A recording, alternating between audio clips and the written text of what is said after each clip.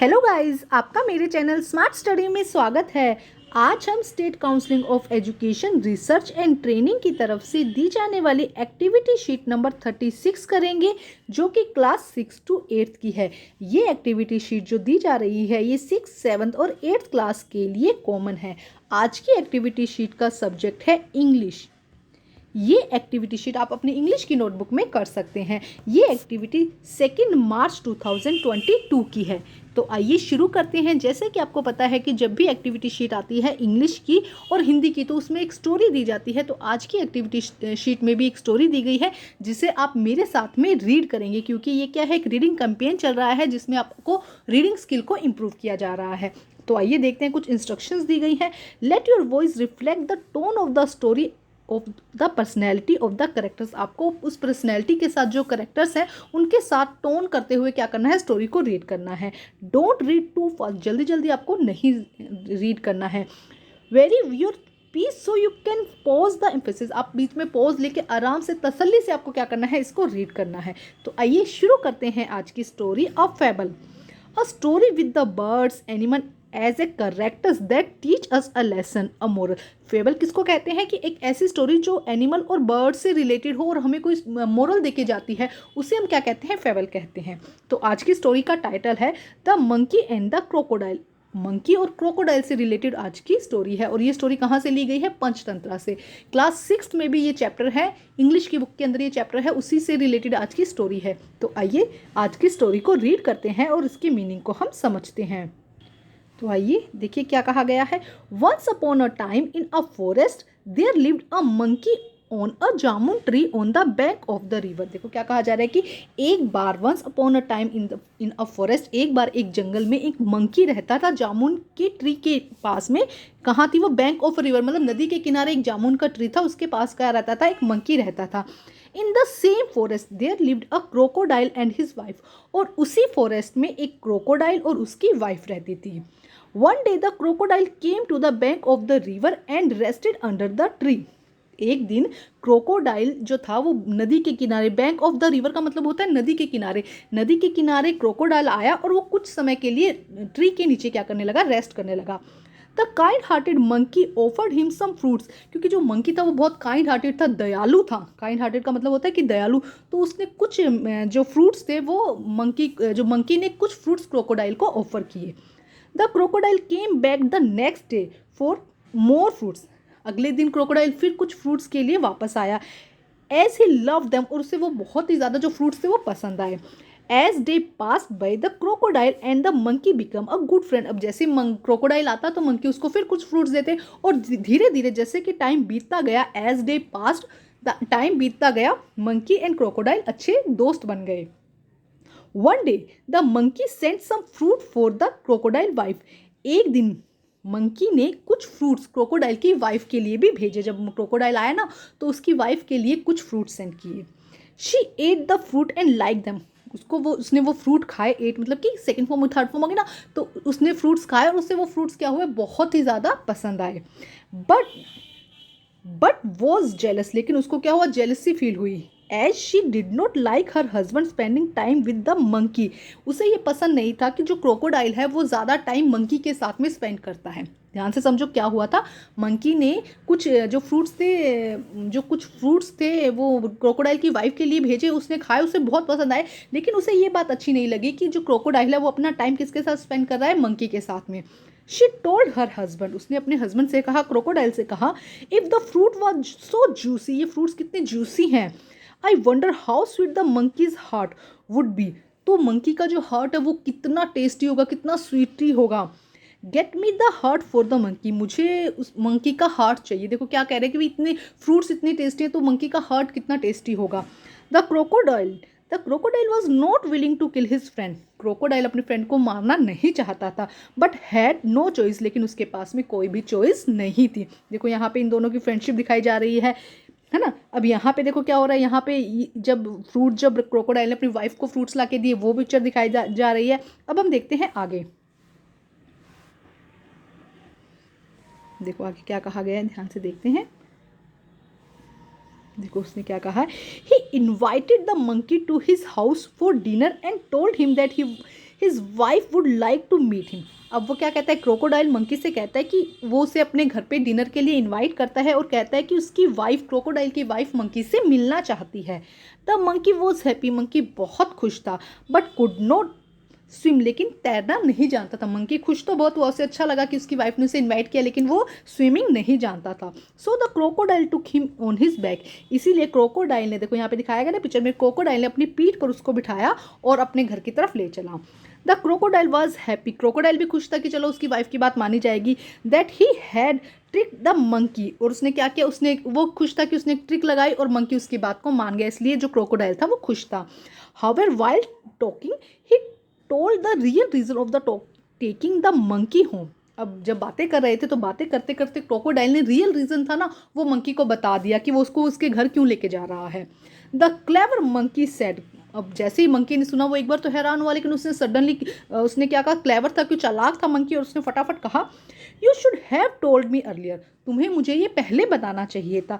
I left my heart on the tree, मैंने मेरा heart तो ट्री पर ही छोड़ दिया। अब मंकी ने, देखो क्लेवर था ना इसलिए फटाफट कुछ सोचा और ये बोला कि you should have told me earlier, तुम्हें मुझे पहले बताना चाहिए था, मैंने मेरा जो दिल है वो तो ट्री पर ही छोड़ दिया। We must go back and get it, मुझे वापस, हमें वहाँ वापस जाना चाहिए और उसे लेकर आना चाहिए। The crocodile believe him, crocodile ने उसकी बात को बिलीव कर लिया and took him back to the tree, और उसको वापस ट्री के पास में ले गया। दस the clever monkey saved his life, और जैसे वो लेके गया ना तो ट्री पे चढ़ गया होगा मंकी, इस तरह से मंकी ने अपनी जान बचाई, क्योंकि क्लेवर था, समय पे अपनी बुद्धि का इस्तेमाल करके उसने अपनी जान बचा दी। अब देखो मोरल ऑफ द स्टोरी क्या है, चूज योर कंपनी वाइजली, अपनी कंपनी को, अपनी जो आपकी संगत है, हमसे कहते हैं ना, अपने फ्रेंड्स को जब भी चूज करो तो वाइजली, मतलब दिमाग के साथ चूज करो। Always have presence of mind, हमेशा दिमाग के को यूज़ करते हुए अपनी कंपनी को चूज़ करो, अपने फ्रेंड्स को चूज़ करो कि आपके फ्रेंड्स के अगर गलत हैं तो उनसे दूरियां ही भली है ना। अगर अच्छे फ्रेंड्स हैं तो उनके साथ रहो, अगर उनमें लगता है कि आपको कुछ कमी है या तो उनको बोलो कि वो सुधर जाए, अगर नहीं है तो उनसे दूरियां ही भली है। तो आज की स्टोरी बहुत ही ज़्यादा इंटरेस्टिंग थी। अब हम करते हैं इस एक्टिविटी शीट में जो क्वेश्चन आंसर दिए गए हैं। देखो क्या कहा गया है, क्वेश्चन नंबर 1 में देखते हैं, do reverse reading, reading the text story from the end of the page from the right to left for each line. Note a model reading by the teacher to initiate the activity of the suggest. देखो क्या कहा गया, बड़ा ही interesting सा काम कहा गया है। इसके अंदर आपको स्टोरी रीड करनी है और थोड़ा सा राइट भी करवाऊंगी मैं आपको। स्टोरी रीड करनी है, कहाँ से, पीछे से शुरू करना है। जैसे कि देखो, life his saved monkey clever the thus tree to the back him took and him believed crocodile the it get and back go must we tree to tree the own heart my left eye earlier me told have should you। देखो कैसा लग रहा है ना, लेकिन ये क्या है, बड़ा इंटरेस्टिंग लगता है। तो आइए फर्स्ट क्वेश्चन हमने देखो, पूरी स्टोरी तो लिखना बड़ा मुश्किल हो जाता है, इसलिए लास्ट जो पैराग्राफ है वो हमने इसी तरह से लिख लिया, रिवर्स, जिसमें हम कहेंगे रीडिंग में, उसमें हम रिवर्स रीडिंग करेंगे। तो आइए करते हैं फर्स्ट क्वेश्चन का आंसर। तो देखो किस तरह से होगा, life his saved monkey clever the tree the to back him took and him believed crocodile the it get and back to must we tree the on heart my left I earlier me told have should you said monkey clever the home monkey the taking and reason real the told he taking while however monkey the tricked had he that happy was crocodile. हालांकि देखो इनका meaning कुछ नहीं लिखा निकल रहा, क्योंकि सब कुछ हमने पीछे से शुरू किया ना, तो हमने क्या किया, एक वर्ड पीछे से उठाया और उसको उसी तरह से अरेंज कर दिया। तो आप इस तरह से अपनी नोटबुक में भी लिख लीजिएगा और अपनी टीचर को रीड भी करवा दीजिएगा, इस तरह से आप रीड भी कर लीजिएगा। तो ये है फर्स्ट क्वेश्चन का आंसर। अब हम करते हैं क्वेश्चन नंबर 2। क्वेश्चन नंबर 2 में देखो क्या कहा गया है, pick all the word related to the forest, write them down in your notebook and create a short story using those word 50 to 70 example crocodile river. आपको क्या करना है, एक फॉरेस्ट से रिलेटेड यहाँ पे स्टोरी लिख दीजिए ना। अब एग्जैक्ट वर्ड यहाँ से ढूंढेंगे हम, तो क्या करते हैं, एक छोटी सी स्टोरी बनाते हैं जो क्या होगी 50 to 70 वर्ड्स होगी, मतलब 5-7 लाइनों की होगी, और उसको आपको क्या करना है, अपनी नोटबुक में राइट करना है। तो आइए करते हैं क्वेश्चन नंबर 2 का आंसर। तो देखिए किस तरह से the hare and the lion की स्टोरी हम लिख रहे हैं यहाँ पर। तो देखो, once upon a time there was a big lion in the forest, एक फॉरेस्ट में क्या था, एक बहुत बड़ा लोयन था। He would get an animal every day for his meal, वो रोज अपने एक एनिमल को अपनी मील में खाता था। One day it was the time for the hair to go to the lion for his meal, और एक दिन किसका, खरगोश की बारी थी कि उसको खाने का नंबर था। The hare was very clever, जो हेयर था, जो खरगोश था, बहुत ही ज़्यादा क्लेवर था। He reached a little late, वो थोड़ा सा लेट पहुंचा। The lion roared and asked them the reason for his late coming, जो लॉयन था वो बहुत गुस्सा हुआ, चिल्लाया कि तुम लेट क्यों आए हो। The hare said that in the way we met another lion, की रास्ते में मुझे एक और लॉयन मिला। ही वॉज स्ट्रोंगर, वो बहुत ज़्यादा स्ट्रॉन्ग था। The big lion become very angry, जो लॉयन था वो बहुत ज़्यादा गुस्सा हो गया। He incomplete the hair to see another lion, और उसने क्या कहा, भी मुझे दूसरे लॉयन को दिखाओ। The hare told him to the look into a well, उसने कहा कि वो इस वेल के अंदर है, आप इस वेल के अंदर देखिए, कुएं के अंदर देखिए। The lion look in, lion ने उस कुएं में जैसे ही देखा, ही सा हिज ओन शेडो, और उसे क्या दिखाई दी, अपनी ही परछाई दिखाई दी। He jumped into the well and die, और उसने क्या किया, जंप किया वेल के अंदर, कुएं के अंदर छलांग लगाई और वो मर गया। अब इसकी हमें मोरल क्या मिलता है, देखो मोरल क्या मिलता है, wisdom is the mightier than power, wisdom मतलब दिमाग क्या है, पावर से ज़्यादा ताकतवर है। तो ये एक हमारी स्टोरी थी। आप इस तरह से कोई भी स्टोरी क्वेश्चन नंबर 2 में लिख सकते हैं, कोई भी एक, बस ऐसी स्टोरी हो जिससे क्या हो, पढ़ने में मजा आए। अब हम देखते हैं क्वेश्चन नंबर 3। क्वेश्चन नंबर 3 में देखो क्या कहा गया है, make a mind map of a characters of the story, compare their character state, which character do you like the most and why. देखो क्या कहा जा रहा है कि आपको एक माइंड मैप बनाना है, कौन कौन से करेक्टर्स थे स्टोरी में, उससे रिलेटेड माइंड मैप बनाना है, और उनमें क्या क्या उनके करेक्टर्स में, उसमें कैसे ट्रेट्स थे वो बताना है, और आपको कौन सा ज़्यादा करेक्टर सबसे ज़्यादा पसंद आया और क्यों, उसका रीज़न बताना है। तो आइए करते हैं क्वेश्चन नंबर 3 का आंसर। तो देखिए आंसर किस तरह से लिखेंगे, mind map of the characters of the story. सबसे पहले देखो 2 करेक्टर थे इसके अंदर, क्रोकोडाइल एंड मंकी। सबसे पहले आप क्या करेंगे, एक अलग कलर से लिख देंगे क्रोकोडाइल और मंकी। अब वो दोनों आपस में क्या थे, फ्रेंड्स थे, तो हमने इसको सर्कल कर दिया कि दोनों आपस में क्या थे, फ्रेंड्स थे। अब देखो मंकी के क्या करेक्टर्स थे, जब हमने स्टोरी देखी तो वो कैसा था, हेल्पफुल था, वाइज था और काइंड हार्टेड था। ये 3 जो हमें उसके करेक्टर्स के बारे में पता चला, ये था। अब यहाँ पे क्रोकोडाइल भी था और क्रोकोडाइल की वाइफ भी थी, 2 करेक्टर्स थे। क्रोकोडाइल कैसा था, हमें जहाँ स्टोरी से पढ़कर लगता है क्रोकोडाइल कैसा था, फूल था, क्योंकि उसने अपनी दोस्ती नहीं निभाई ना। और उसके अलावा जो क्रोकोडाइल की वाइफ थी वो कैसी थी, जेलस, उसके अंदर क्या था, जेलसी थी बहुत ज़्यादा, और ग्रीडी थी, बहुत ज़्यादा लालची थी। ये हमें स्टोरी से पता चल गया। ये देखो हमने पूरा माइंड मैपिंग कर लिया इसके अंदर, स्टोरी के अंदर। अब देखो, अब सेकंड क्वेश्चन उसके अंदर ये था, ये क्वेश्चन नंबर 3 का आंसर है। सेकेंड क्वेश्चन था कि आपको कौन सा करेक्टर ज़्यादा पसंद आया, तो monkey characters I like the most. इस स्टोरी में, इन दिस स्टोरी लिख दीजिए अगर आगे, in this story monkey characters I like the most because monkey was very clever. Monkey क्या था, बहुत ज़्यादा चालाक था, उसने अपनी जो लाइफ को सेव किया था, इसलिए वो करेक्टर हमें ज़्यादा पसंद आया। तो ये हो जाएगा आंसर नंबर 3। अब हम देखते हैं नेक्स्ट क्वेश्चन।